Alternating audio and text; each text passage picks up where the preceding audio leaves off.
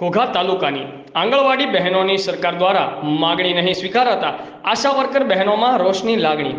આંગણવાડી બહેનોને આંગણવાડીના નાના બાળકો સાચવવાના હોય ત્યારે સરકાર દ્વારા બહેનોને અન્ય બીજા કામ સોંપી દેવામાં આવે છે, જેવા કે ચૂંટણીને લગતા તથા ઘરે ઘરે મોકલી સર્વે કરવા તેવા અન્ય કામોમાં આંગણવાડીની બહેનોની સામેલ કરવામાં આવે છે। જ્યારે આંગણવાડી બહેનોની માગણીને લઈ સરકાર આંખ આડા કાન કરી રહી છે, ત્યારે આંગણવાડી બહેનોના ઘોઘાના સીડીપીઓ નીતાબેન પંડ્યાએ આંગણવાડી બહેનોના પગાર કાપી નાખતા રોષની લાગણી વ્યક્ત કરી હતી।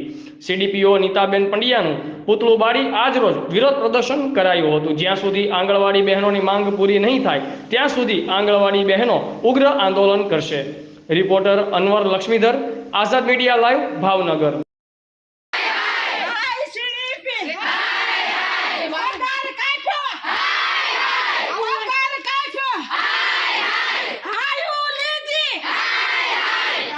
રાજેશ્રીબા છે, હું પડવા આંગણવાડીમાં નોકરી કરું છું। ઘોઘા તાલુકામાંથી આવું છું। આજે અમારી ઘણી બધી માંગણીઓ છે, અસંતોષકારક જવાબ સરકાર આપે છે, એના માટે અમે કંઈક રેલી કરી છે, અમદાવાદ સુધી ગયા છીએ।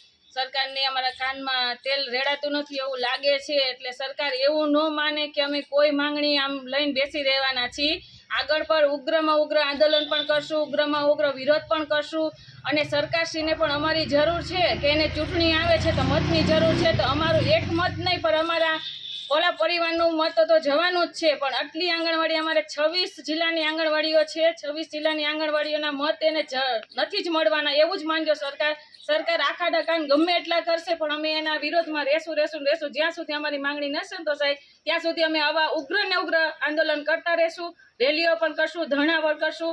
પેન્શનના આ તે બધા પ્રશ્ન છે જે સરકાર કોઈ જવાબ દેવા માંગતી જ નથી એમ।